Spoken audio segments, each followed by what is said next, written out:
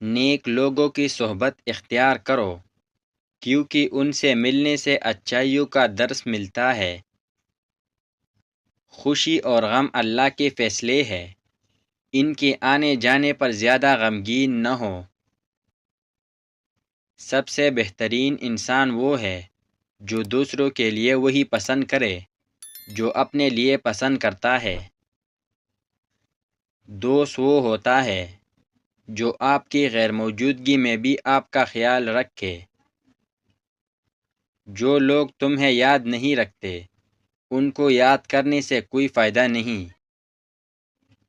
ظلم اور ناانصافی کرنے والا اللہ کے قہر سے بچ نہیں سکتا۔ جو شخص دوسروں کو معاف کر دیتا ہے، اللہ بھی اسے معاف کر دیتا ہے۔ خوش اخلاقی ایک ایسا خزانہ ہے جس سے دوسروں کا دل جیتا جا سکتا ہے۔ اگر تمہیں پریشانی یا بے عزتی کا سامنا کرنا پڑ رہا ہے تو ایک بار اس بات کا یقین ضرور کر لو کہ تمہارے ارد گرد بیوقوف لوگ تو موجود نہیں۔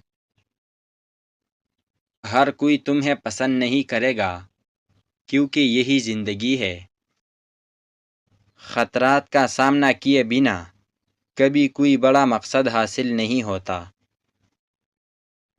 اگر تم اپنے گھریلو معاملات میں ناکام ہو تو باہر کی زندگی میں جتنی بھی کامیاب ہو جاؤ، اس نقصان کا ازالہ نہیں کر سکو گے۔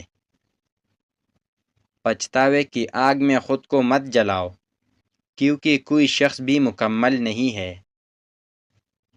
اپنے دوستوں کو اپنی خوشی کے بارے میں مت بتاؤ، ایسا کرنے سے وہ ناخوش ہوں گے۔ اپنے دشمن کو اپنی تکلیف کے بارے میں مت بتاؤ، ایسا کرنا تمہارے دشمن کو خوش کر دے گا۔ زندگی کی مشکل ترین اوقات میں تم تنہا ہی ہوگے، اور یہ وقت تمہیں مضبوط، مستحکم اور نڈر بنا دے گا۔ تجربہ یہ نہیں کہ انسان کے ساتھ کیا معاملہ ہوا، بلکہ تجربہ یہ ہے کہ اس صورتحال میں انسان نے کیسے برتاؤ کیا۔ جو لوگ تمہارا حال تک نہیں دریافت کرتے، ان سے کنارہ کر لینے میں ہی بہتری ہے۔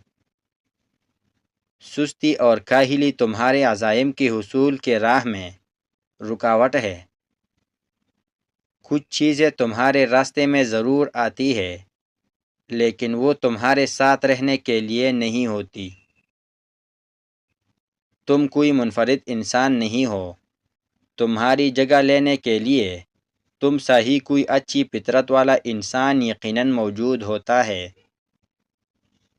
جو شخص بھی اپنی ذات پر قابو نہ پا سکے، وہ آزاد نہیں ہے۔ خوشی کو خریدا نہیں جا سکتا، یہ تمہارے اعمال کا نتیجہ ہوتی ہے۔ تمہاری زندگی کا سب سے تاریک لمحہ ہی شاید تمہیں زندگی کا بہترین سبق دے کر جائے۔ انکار اس دنیا میں موجود طاقتور ترین رویوں میں سے ایک ہے۔ ہر کسی کو خوش کرنے والے نہ بنو۔ جوڑ توڑ کی اس دنیا میں ہر چیز قابل مرمت ہے، سوائے اعتبار کے۔ بزرگوں کے ساتھ وقت گزارا کرو، ان کے تجربات اور دانائی کا کوئی مول نہیں۔